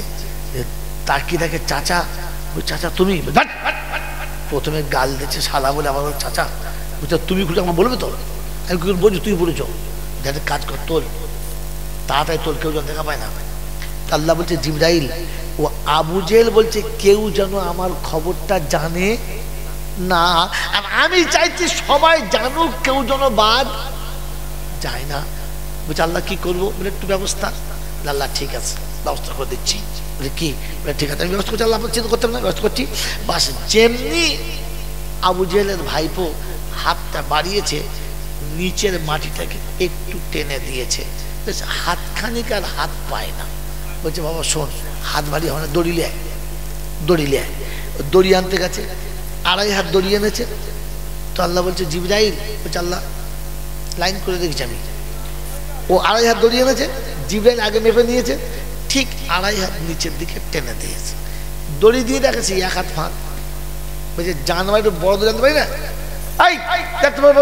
বলে ঠিক আছে। ও তারপরে গিয়ে 5 হাত দড়ি আনছে।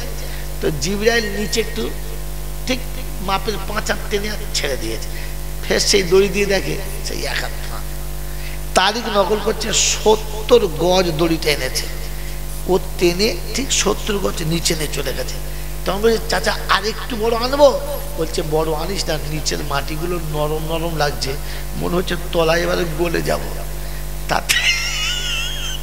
তার থেকে তুই একটা কাজ কর, মুহাম্মদকে ডাক, এখান থেকে আমাকে বাঁচালে ওই বাঁচাতে পারি, আর কেউ পারে না।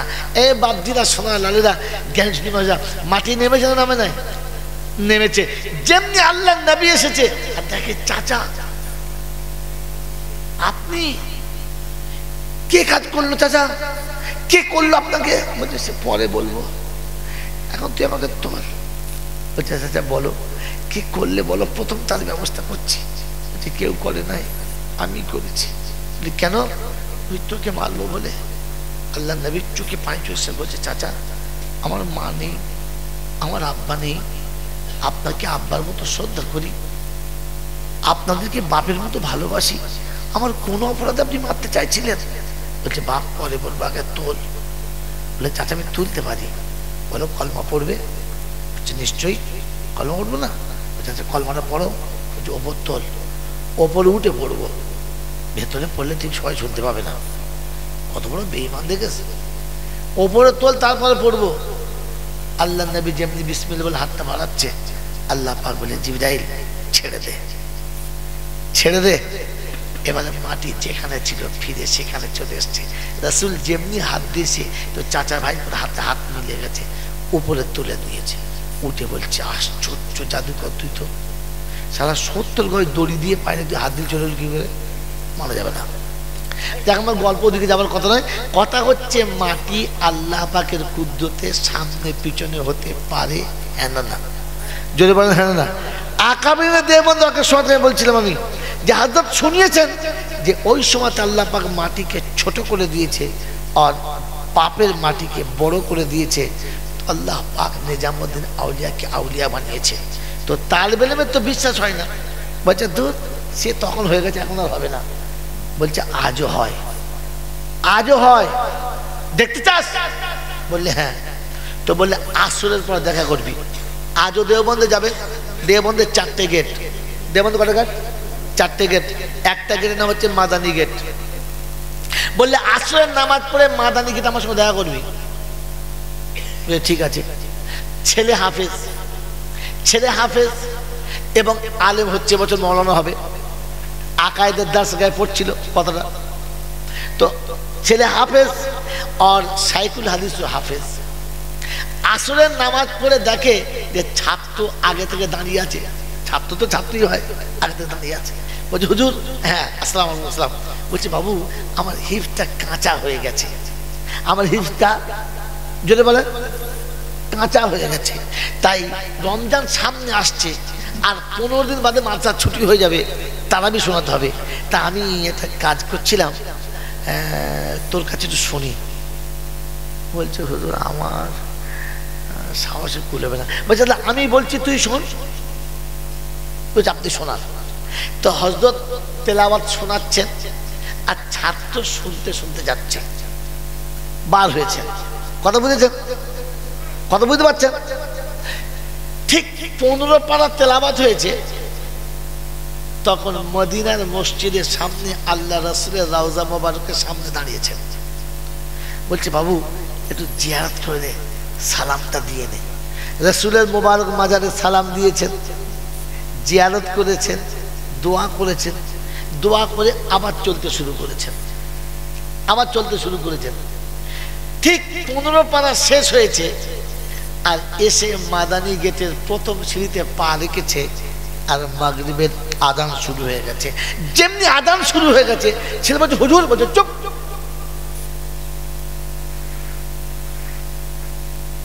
এবারে তুই কি বলছিস বল। এই কথাটা তুই কাউকে শোনাবি না যে আসর থেকে মাগরিব পর্যন্ত 30 পারা কোরআন শরীফ আমি শুনিয়েছি আর তুই শুনেছিস।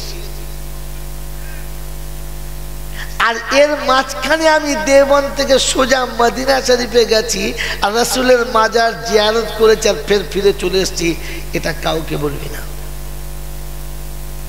ছাত্র দু চোখের পানিতে বুক ভাসাচ্ছে আর বলছে হায় রে তকদির, ওই জায়গাতে কেন মনে পড়লো না যে আমি মদিনায় এসে গেছি আর যাব না। তাহলে শোনাচ্ছে বেটা শোন, আমি তোকে দেখাতে চাচ্ছিলাম যে আল্লাহ পাক এটা পারে। ওইখানে তো মনে পড়ার কথা ছিল না। কথা বুঝে এসছে? কথা বুঝে এসছে? কি বুঝলেন বলেন? কি বুঝলেন? ফুরফুরার দাদা হুজুর পীর কেবলা রহমাতুল্লাহ আলাইহির জন্য যেটা সহজ ছিল ওটা আপনার আমার জন্য না। সুদের টাকা খেয়ে পেট মোটা করে বসে আছো, হারাম করে রাউলা দেখানো, মা বাপকে ভাত দাও না, শ্বশুরের কাছে পনের টাকা গিলে জাহান্নামের অর্ধেক গিলে বসে আছো, এখনো পর্যন্ত জমির আল ঠেলে খাও, পরের ফিশারিতে মাছ চুরি করে খাও, ওই হারাম কর তোমার মুখে সালাম কোন লজ্জায় দাও। আগে তুমি তৈরি হও, তারপরে ঝগড়া করো আর মারামারি করার জন্য আগে বাড়ো। কথা মনে থাকবে যুবক? মনে থাকবেন ইনশাআল্লাহ? ফুরফুরার দাদা হুজুর পীর কেবলা রহমাতুল্লাহ আলাইহির সঙ্গে পাঙ্গা নিতে যাচ্ছে বোকা কথাগার। সকাল থেকে সন্ধ্যা পর্যন্ত 4992টা মিথ্যা কথা বলো। হ্যাঁ, খেতে বসো তো বিসমিল্লাহ বলো না, আর জিন্দিগিতে খেয়ে উঠি আলহামদুলিল্লাহ বলো না, মাথায় টুপি দিয়ে পথ চলতে পারো না, আজান হলে মসজিদের দরজা চিনতে পারো না, কবে ঈদের নামাজ পড়েছে ইমাম সাহেব তোমাকে চেনে কি চেনে না, মিলাদে কিয়াম না হলে ঝগড়া করে লজ্জা লাগে না? আমার বাবাজি আমার শোনাচ্ছেন বন্ধুরা, এগুলো মাতালের মাতলামি ছাড়া আর কিচ্ছু না। আপনাকে ভাবা দরকার ছিল শরিয়ত এটা দেয় কি দেয় না, এটা জানার জন্য আপনাদের কাছে অনুরোধ করে গেলাম, হাত জোড়া করে বলে গেলাম, এই কারখানাকে বুকে রেখে দেন, বুকে রেখে দেন। কসম খোদার করে বলছি, মরার পরে আপনার ওই তামান্না পুরো হবে যেটা আপনি চাইছেন। কি সালাম দেবো ইনশাআল্লাহ, ইনশাআল্লাহ খোদা ক্ষমতা দিলে দাঁড়িয়ে সালাম দেব। বলুন ইনশাআল্লাহ, জোরে বলুন ইনশাআল্লাহ। যখন আপনাকে আর আমাকে কবরে শোয়ানো হবে, আর জিজ্ঞাসা করবে মার রব্বুকা, তোমার রবকে। জিজ্ঞাসা করবে মার নবীকা, তোমার নবীকে। যদি সহজে না আসে তোমার রাসূলকে নিয়ে এসে সামনে দেখানো হবে। দুটো রেওয়ায়েত, একটা রেওয়ায়েত হচ্ছে আপনার পায়ের কাছের মাটিকে ফাঁক করে দিয়ে মদিনা শরীফে আল্লাহ রাসূল বসে আছেন, ওটাকে সামনে দেখানো হবে আর বলা হবে মান হাজার রাজুল, এ ব্যক্তিকে। ওদের কসম খোদার করে বলছি, আল্লাহ তুমি যদি সুযোগ দাও, কবরের মাটি চিরে উঠে দাঁড়িয়ে বলবো ইয়া নবী সালামু আলাইকা। ওদিনের জন্য তো অপেক্ষা করে বসে আছি, ওদিনের জন্য তো অপেক্ষা করে বসে আছি। আজও 5 ওয়াক্তের নামাজের সিজদাতে যাওয়ার পরে আত্মীয়তা বসে বলেছে আসসালামু আলাইকা আইয়ুহান নাবিয়্যু ওয়া রাহমাতুল্লাহি ওয়া বারাকাতুহু। 40 বছর অপেক্ষা করে বসে আছি, 60 বছর অপেক্ষা করে বসে আছি, 80 বছর অপেক্ষা করে বসে আছি, কখন অন্ধকার কবরে যাব। আর সেদিন রাসূল সামনে আসবে আর দাঁড়িয়ে উঠে প্রাণ ভরে বলবো ইয়া নবী সালামু আলাইকা। আপনি এখানে কোথা থেকে দিচ্ছেন? রাসূলকে সামনে আসতে দিন। সেদিন আল্লাহ রাসূলের ছবিকে সামনে রেখে বলা হবে মান হাজার রাজুল, এই ব্যক্তিটাকে। তার জন্য আপনাকে শুনে রেখে দিচ্ছি, আপনি সুন্নতি পোশাকে ডুবে থাকুন, আপনার মাথা থেকে টুপি খুলবেন না, আপনার মুখে দাড়িতে খুঁত দেবেন না, আপনার গায়ে সুন্নতি পোশাক হবে, আপনি নখ কাটবেন তো সুন্নতি তরিকায়, আপনি দাড়ি রাখবেন তো সুন্নতি তরিকায়, আপনি মাথায় চুল কাটবেন তো সুন্নতি তরিকায়। আর এই বলে যে রব্বুল আলামিন আল্লাহ, শুনেছি তুমি নাকি তোমার হাবিবকে খুব ভালোবাসো, তাই তোমার হাবিবের ভালোবাসার মূল্য কতটা সেদিন তোমার কাছ থেকে নেব। আমি তোমার হাবিবকে ভালোবেসে দাড়ি রেখেছি তো তোমার হাবিবের সুন্নত মনে করে, চুল কেটেছি তো নবীর সুন্নত মনে করে, নবীর ভালোবাসার চিহ্ন নিয়ে যাব। আর তোমার সামনে সেদিন বলবো রব্বুল আলামিন আল্লাহ, হাবিবের ভালোবাসার ক্যাশ এনেছি, কতটা মূল্য তুমি দাও সেদিন দেখবো, সেদিন দেখবো কত মূল্য। আল্লাহ পাক সেদিন শোনাবে, আয় কবরের ফেরেশতারা, আমার বান্দা আজকে নবীর সুন্নত নিয়ে যারা এসেছে তাদের গায়ে চুলের আঁচল লাগাবে না, যেখানে যেখানে আমার নবীর সুন্নত লেগে আছে ভুল করে সেখানে কোনো কষ্ট দেবে না। আমার বাবাজিরা, আমার সোনার চাঁদ বন্ধুরা, আমার সোনামণি মায়েরা বোনেরা, আমার জ্ঞানী চন্দ্রা বুদ্ধিজীবীরা, কিয়ামতের ময়দানে আপনার কাছে রাসূলের সুন্নাত থাকবে, এটাই আপনার পরিচয়। আজকে বলে গেলাম, এই সুন্নাত যদি এখনো জিন্দা থাকে তো এই মাদ্রাসার ভেতরে যে বাচ্চা কোটা আছে তাদের গায়েতে আছে, আছে না? আছে না? ওই বাচ্চাটা যখন এখান থেকে বাড়ি যায় টুপি পরে যায় না খুলে যায়? জোরে বলেন। ওখান থেকে যখন এখানে আসে টুপি পরে আসে না খুলে আসে? ওদের ছেলের বাপ টুপি মাথায় দিয়ে মাদ্রাসা আসতে লজ্জা করে, কিন্তু ছেলেটি লজ্জা করে না। ছেলের মা মাথায় কাপড় দিয়ে পথ চলতে লজ্জা করে, কিন্তু বাচ্চাটির মুখে দাড়ি চাঁচতে লজ্জা করে না। দেখেন না, কত হাফেজের মাথায় আমরা পাগড়ি বেঁধে দিই, কিন্তু হাফেজের বাপের মুখে দাড়ি দেখতে পাই না, লজ্জায় মুখটা লুকিয়ে থাকে। আমরা হাত বুলিয়ে দিয়ে বলি ভাই আর কেটো না, তুমি হাফেজের আব্বা। এবার ফেরেশতারা তোমাকে দেখে লজ্জা পাচ্ছে, তুমি কি লজ্জা পাচ্ছ? তোমার থেকে বেশি ফেরেশতারা লজ্জা পাচ্ছে। এবার মুখটাকে পরিষ্কার করে নাও। তাই বলে গেলাম ধর্মবাড়িয়া যুবকদের কাছে, ওই আল্লাহওয়ালারা, আমি আর আপনি ওই ভালোবাসার মানুষদেরকে ওই নবীর সুন্নতের সঙ্গে আমরা আমাদের জীবনটাকে জড়াবো ইনশাআল্লাহ। জোরে বলেন, জড়াবো ইনশাআল্লাহ, জড়াবো ইনশাআল্লাহ। বিশ্বনবী ইন্না লিল্লাহি ওয়া ইন্না ইলাইহি রাজিউন। ক্ষমা করবেন, আমি ভুলে জোশের সঙ্গে অনেক লম্বা বলে ফেলেছি। আর 10 মিনিট বলে ছেড়ে দিই ইনশাআল্লাহ। বিশ্বনবী জনাবে মুহাম্মদ রাসূলুল্লাহ সাল্লাল্লাহু আলাইহি ওয়াসাল্লাম এর ওজন বুঝিয়েছেন, এর দাম বুঝিয়েছেন। সত্যি বলছি, আমি এত ক্লান্ত শরীরে ছিলাম, এতটা ক্লান্ত এসেছিলাম, আমার বসার মতো সময় ছিল না। আমার 10 মিনিট পরে আমাকে বাথরুমে যেতে হচ্ছিল। কিন্তু এখানকার ছেলেরা আসার পরে যে ভালোবাসা আমাকে দিয়েছে আর যেভাবে আমাকে সেবা করেছে, গা হাত পা টিপে দিয়েছে, ওষুধ এনে খাইয়েছে, আমি ভুলে গেছিলাম কিছুক্ষণের জন্য আমি একটু আগে অসুস্থ ছিলাম। এদের ভালোবাসার ফল এটা। এতক্ষণ কথা বলে ফেললাম, এতক্ষণ আমার কথা বলার কথা ছিল না। মেরে মতন দোস্ত বুজুর্গ, আমি তো চেয়েছিলাম 12টা 12:30 মধ্যে সেরে দেবো, এই যে 1:30 হয়ে যাবে বুঝতে পারি নাই। আল্লাহ আমাকে ক্ষমা করুক, আপনাদের কাছে ক্ষমা চাইছি, মাফ করে দেন। মেরে মহতম দোস্ত বুজুর্গ, তাই ছোট্ট কথা বলে দিচ্ছি, পাশাপাশি সুন্নতের উপরে ফুরফুরা দাদা হুজুরের সুন্নতের ওয়াকিয়া শোনাচ্ছি। আমার আল্লাহওয়ালা ভাইরা জ্ঞান সুদী মানুষরা, বিশ্বনবী জনাবে মুহাম্মদ রাসূলুল্লাহ সাল্লাল্লাহু আলাইহি ওয়াসাল্লাম তার বিবি আম্মাজান খাদিজাতুল কুবরা রাদিয়াল্লাহু তাআলা মৃত্যুর সময় চরম কষ্ট পাচ্ছে। আল্লাহ রাসূল জিজ্ঞাসা করছেন, খাদিজা খুব কষ্ট হচ্ছে? বললেন না। বলে মুখের চেহারা পাল্টে গেছে, কালার চেঞ্জ হয়ে গেছে, কষ্ট না? বললেন না। বললে কারণটা? বলে আপনার কোলে মাথা রেখে শুয়ে আছি, কষ্ট হতেই পারে না। আল্লাহ নবী বললেন, কি চাও বলো, আমার কাছে কিছু চাও? বলে আল্লাহর হাবিব দুটো জিনিস চাই, আপনি দেবেন? এ বাবাজি, শেষ কথা বলে যাচ্ছি, বড় মজার কথা শুনে নেন। দুটো জিনিস চাই এবং চাইবো, দেবেন?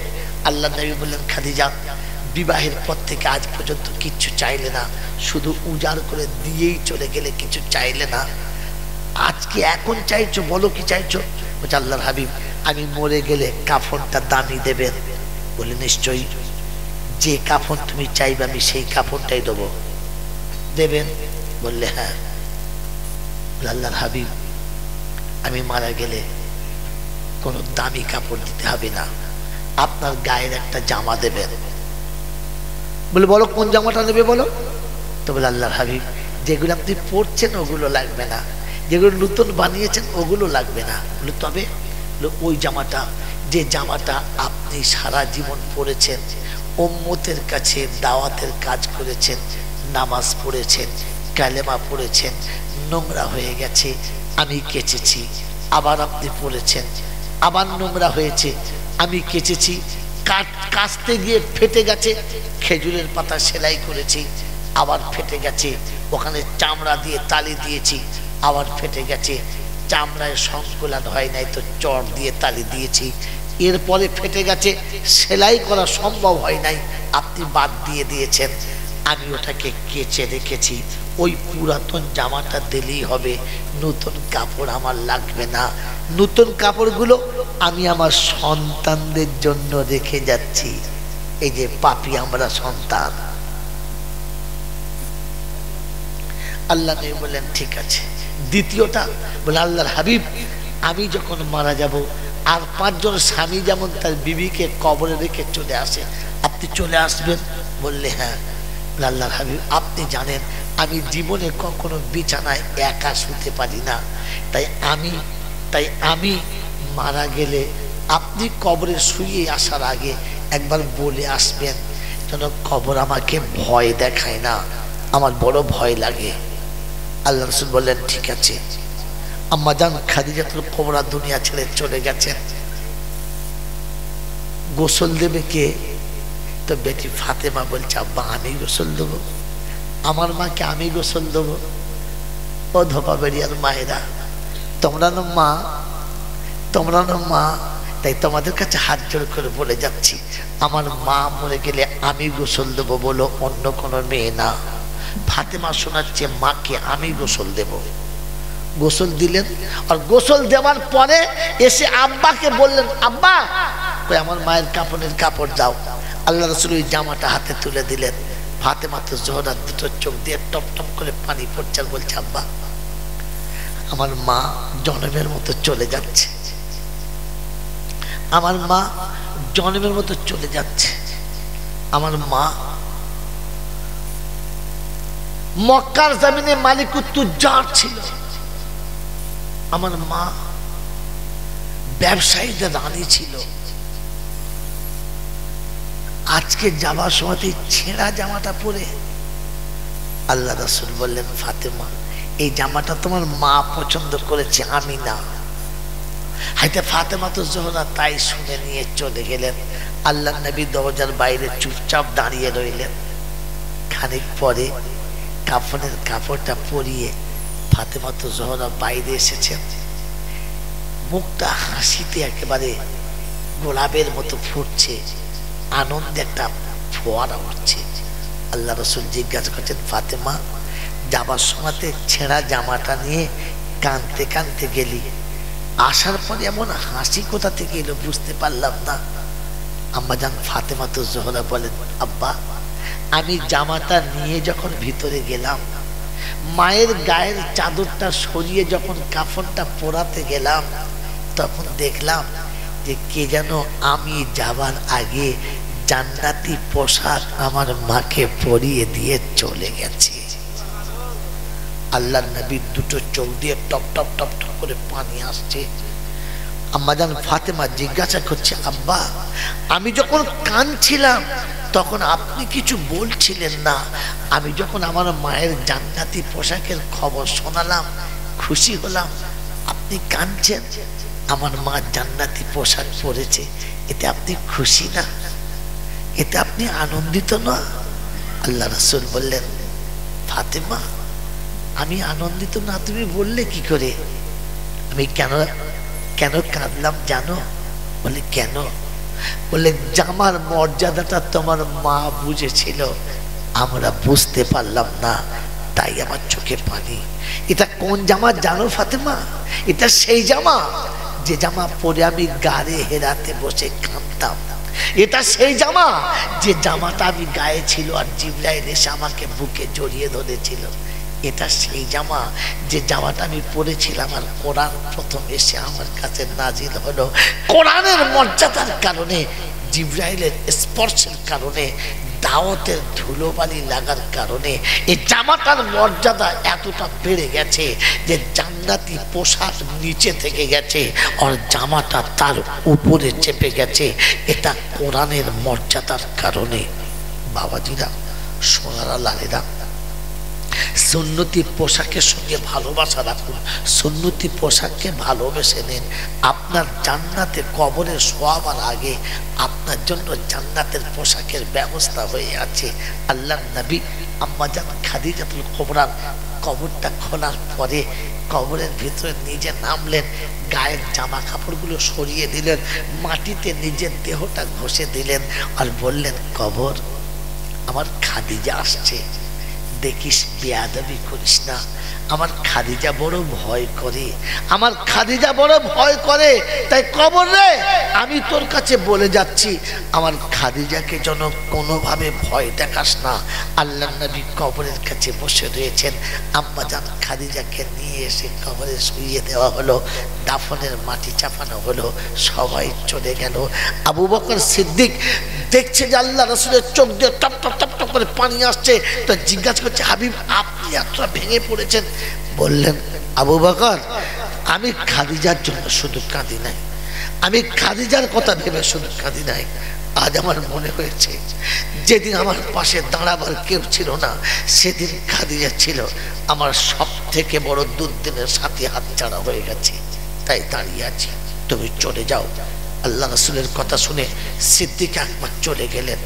আল্লাহ পাক দেখলেন হাবিব একা দাঁড়িয়ে আছে, জিজ্ঞাসা করছে, হাবিব সবাই চলে গেছে, তুমি চলে যাবে না? তুমি যাবে না? একা দাঁড়িয়ে রয়ে গেছো?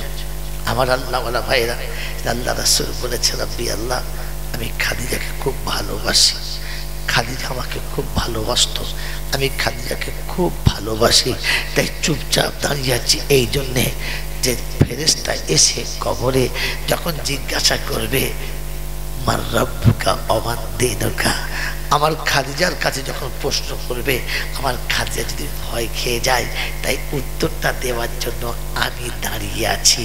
আমার খাদিজার যেন কোনো ভয় না লাগে, উত্তরটা আমি দিয়ে দেব।